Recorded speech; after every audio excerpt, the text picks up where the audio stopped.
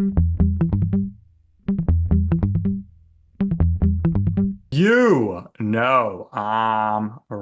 The podcast that uncovers the origin stories of some of the biggest names in sports, media, entertainment, entrepreneurship, and so much more. Joe, our podcast is all about the entertainment, and does our guest know how to entertain, and that's for certain. And he's also a licensed Florida real estate agent, and business is probably booming down there because everyone wants to get out of New York where we are.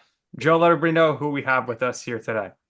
The podcast that covers sports, media, entertainment, pop culture, and there's no brand in the world that kind of combines those and epitomizes what those all mean, more like the Globetrotters.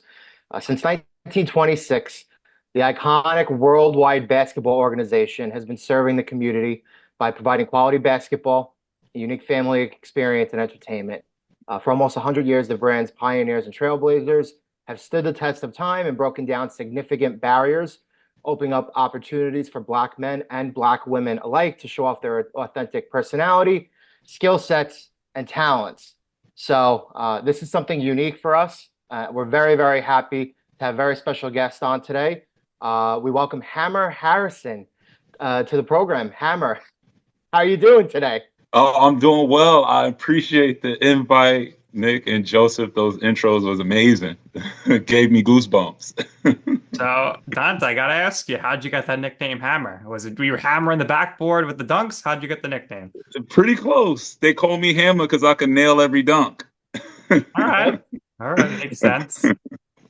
Excellent, excellent. All right. The ironic thing about that is my dad was a carpenter for the last 40 years. And, ever since I was born, he always made sure he put a hammer in my hand. So it just went full circle. Makes a lot of sense. I mean, you grew up in Brooklyn. We're New Yorkers too. Joe was born in Brooklyn. My family's from Brooklyn. Gotta ask you, what were some of your favorite places to hang out and the best places to go get some food? And we have some iconic places in Brooklyn to eat. Well, of course, I mean, you can't live in Brooklyn without eating pizza. So, Yeah. we always, we got to set up a pizza day to meet in person. We grab a Oh, yeah. slice or something like that. But just Ray's, I used to go to Ray's Pizza, get a chopped cheese from the bodegas. I'm a big chopped cheese fan and stuff like that. So, yeah, a bunch of different spots. So let me ask you a question. Roland Roaster, Brennan and Carr? Say that again. Roland Roaster, Brennan and Carr? Rolling a roller coaster? Roland Roaster. You know what the food place is? I don't think I heard of that one. All right. I'm sorry. That's something a Brooklyn question. That's a Brooklyn question. Yeah. Sorry about Actually it. Don't worry I about it. moved to Tampa. I grew up, born and raised in Brooklyn, moved to Tampa at about 2011, and I've been down here ever That's since. Joe's But home yeah, away I from grew up. home, Tampa. He loves Tampa. Yep. I love Tampa. Yeah. I grew up in East New York, Brooklyn. I also lived in Brownsville, with my mom and stuff. And I just got these amazing, memories of just being with family and stuff like that. And, just, overcoming a lot of things growing up, a lot of obstacles and adversity. And I really feel that, Brooklyn made me the person I am today. Brooklyn tough. Well, let's reflect on your adolescent years here for a second, because based on your bio, you broke every finger in your right hand, right wrist. At some point, you broke both your legs. You were utilizing a wheelchair for a long time, right? You injured yourself in a very significant way, especially in your developmental years, right? Like your body had not fully developed yet.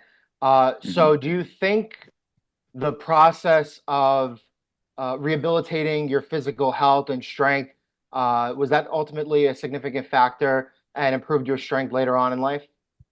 Yeah, I mean, it was definitely a setback for me.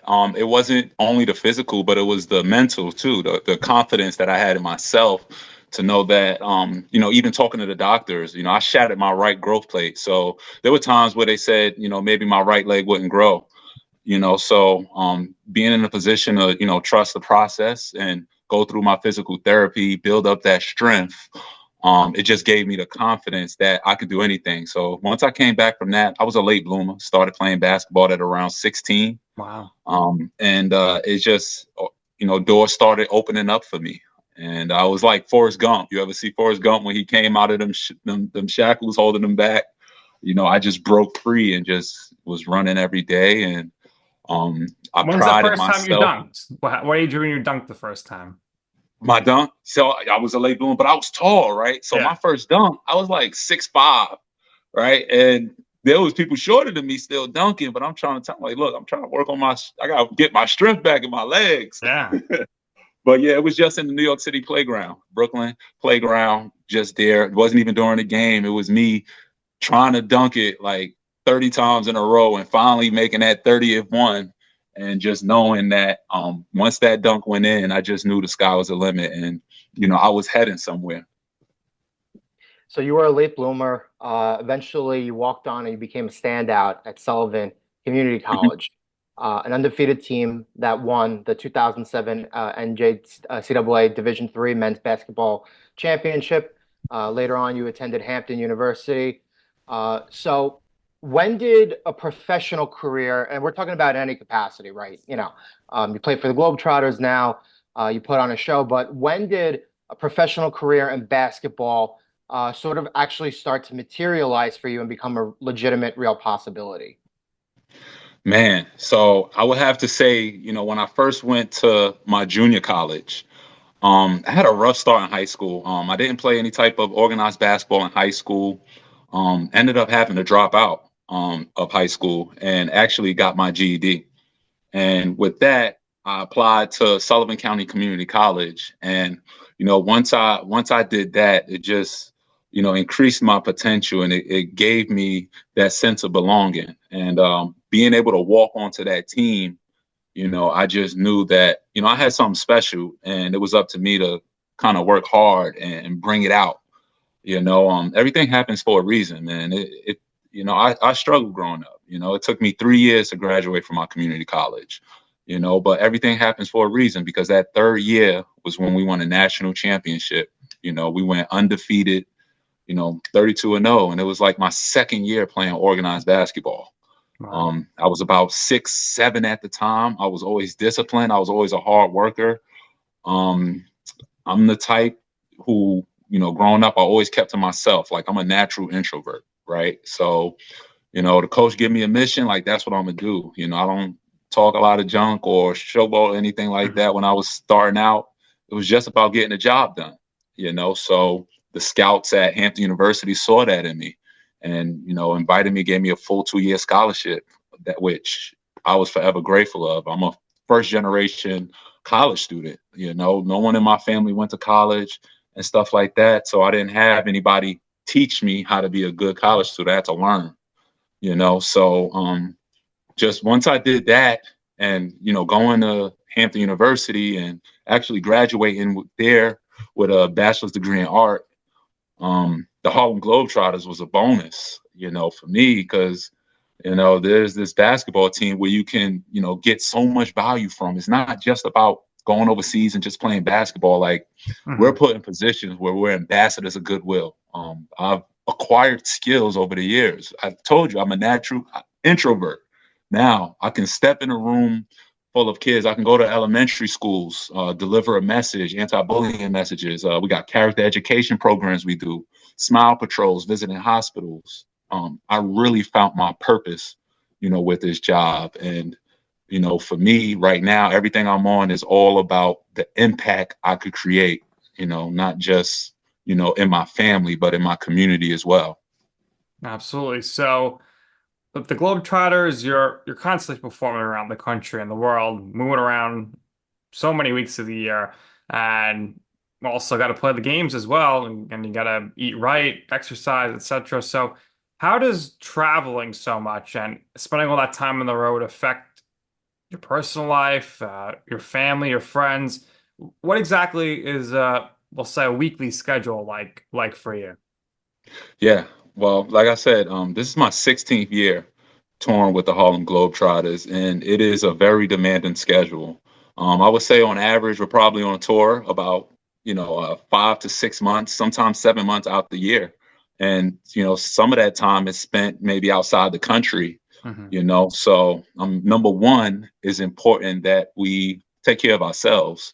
and find that mental space where we can cater to our needs and, get in touch with family and stuff. Because, even though I know, my purpose out here is to, serve our fans and make sure they're having a good time. I also want to, be there for my family when they need things and stuff. And Mhm. I think that's the biggest sacrifice I made is just being home, more and stuff. So I know one thing, if I'm out on that road and I'm, traveling from city to city, like I'm gonna give it my all, right? Because it's like if I'm gonna be away from my family and I'm gonna be, sacrificing my time to be around, then I better be doing something impactful.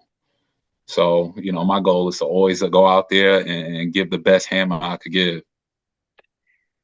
And now your job is you're now in the public eye, right? Mhm. So you talk about cities. I want to ask favorite cities that you've traveled to, favorite people, just could be anybody or celebrities that you've had the chance to meet along the way. And what other fun experiences were directly made possible by being a Harlem Globetrotter? Yeah, no, the great question. I've always been a very thrill seeking, adventure seeking person. So we usually do these things called World Trick Shot Day, right? And one of my, most found experiences was actually jumping out of an airplane while holding a basketball and slam dunking it on my way down. Whew. Um, I just think, the whole setup, like who even thinks of this stuff? The whole setup of the preparation work that went into it. And it wasn't like I did it on the first try. Like I really jumped out of an airplane 32 times Oh to my complete God. that dunk. Is that And one of your Guinness World Records? it's not a Guinness World Record, but I think I'm the only one who did it. It's pretty cool.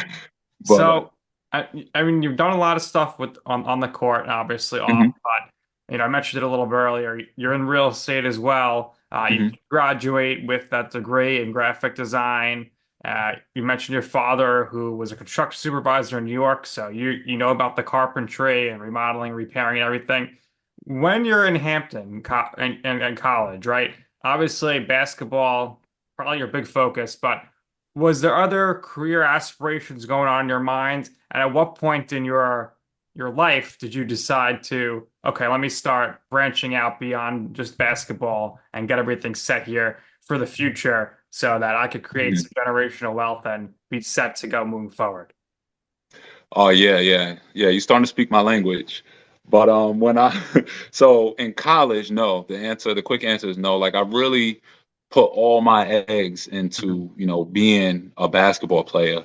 And right now, this is my mission, right? Like I'm on this kick where I'm encouraging, younger student athletes to diversify, the things that they get into at a young age. So, when they're older, it's a lot more easier transition because, just to become a professional basketball player for any organization, whether it's overseas, it's tough work, and only a small percentage of those people actually make it. Sports is a great motivator for any child, growing up. But, I feel kids today, not only do they need their education, but they need to develop, other goals, other aspirations, other skills, skill sets. I'm a big firm believer in, being able to do things with your hand, creating those motor skills in kids. I want to do like a youth program where I'm teaching kids to do basic plumbingry or carpentry and electrical work and stuff. I think all that stuff is good, for them coming up. But it wasn't until midway through my Globetrotter career where I realized that um, I wanted to be a part of something that was creating generational wealth. Right. So I got into real estate. I started off by just getting my license. Then I started slowly acquiring my own properties. So, right now I own about 10 properties here in Tampa. We manage short-term rentals. I got mid-term rentals and stuff like that. So it's just been a great journey. Excellent. Awesome stuff. So, would with your life, your career, you've lived a lot of life. Like you've done a lot, Mhm. you've lived life to the fullest, which is great. But was there a particular moment for you that you had a you know I'm right moment? What I mean by that is a time or place where you wanted to pursue something, you asked somebody for advice. They said, Dante, that's a bad idea. Don't do that. It's not going to work out for you. You were like, you know what? I'm going to do it anyway. I have a feeling about this. It's going to work out for me. I'm going to go ahead and do it. And in the end, you will see that I'm right about this. And I can tell you I told you so. Yeah. So, I mean, I got a perfect example, and it's actually, one of what I feel is one of my greatest achievements. It was, my dad, he owned the house in Wilkes-Barre, Pennsylvania, and it was a kind of a rundown quadplex, right? And I told him, I said, look, like, you're driving out to Pennsylvania every weekend. It's taking a toll on you. Like you're older, you're reaching retirement. You shouldn't have to work so hard to maintain this property. So what I told him was, let's sell it. You know, let me do a 1031 exchange, take the profits from that house, use that towards a property down here in Florida. I'll operate it as a short-term rental and make sure you get paid the same or if not more of what you was getting when you was up there. And the risk of it is, what if I buy the wrong property? What if it don't work? I made him sell his property. Mhm. Now I have to be in control of everything. I got to take the responsibility if it don't work out. But in doing so, it really created a type of proud moment for me to know that, the man who taught me how to, swing a hammer, I was able to wield a pen and get him into his first, single family home that he owned. And he's very proud of it now. He just was out here yesterday and flew home. But yeah, that was probably one of the moments that he had a little self doubt at first and ended up working out at the end. That was a perfect example. And I think a lot of people they underestimate the fact that if you work in construction and you do contracting work, how it applies to real estate. It's unbelievable. To know the structural part of the house, the envelope, right? Listen, Joe's All done of some these things. construction too recently, so you guys are See, speaking the same language. We my uncle owns a contracting company here in New York. He does most of the work he does is in Brooklyn and Queens. Some apartments in Manhattan. They don't really go up to the Bronx too much. But yeah, no. So I have familiarity with that. That's a great answer to the I'm right question. One of the best ones that we've gotten. It's very important. mm, Hammer. You do real estate. You also do computers. You got a love for computers and building computers as well. You got everything going on with the Harlem Globetrotters. You got a lot going on. But we appreciated your time. We loved having you on. We wish you the best of luck moving forward. Hopefully, we can grab a slice of pizza or grab some food here in New York. yes. Next time you're here, it'd be amazing. So what we do here is we always give our guests the last words. So you got a lot going on. So where can we find you? Websites, find you on social platforms, what you got going on. And if there's anything else on top of that that you would like to share or promote to our listeners, our viewers and fans, by all means, go ahead. But once again, we thank you for your time. We wish you the best of luck moving forward. Yes, I appreciate that so much. And my socials on Instagram is at Hammer31. And you can follow me there. If you need to see the Harlem Globetrotters right now, we're actually performing at American Dream. You Yes. can go and check them out. They'll be there till next weekend. And yes, fun show in American Dream Mall, which is amazing in itself. So, why not get a chance to, experience all the festivities, maybe go shop at Best Buy and come check out the Harlem Globetrotters. Perfect. That's excellent. Can't wait to come watch you in the future, meet up with you. Hmm. Thank you for the time. This has been amazing. That's gonna do it here for this episode of You Know I'm Right for our very special guest, Dante Hammer Harrison, my co-host Joe Calabrese.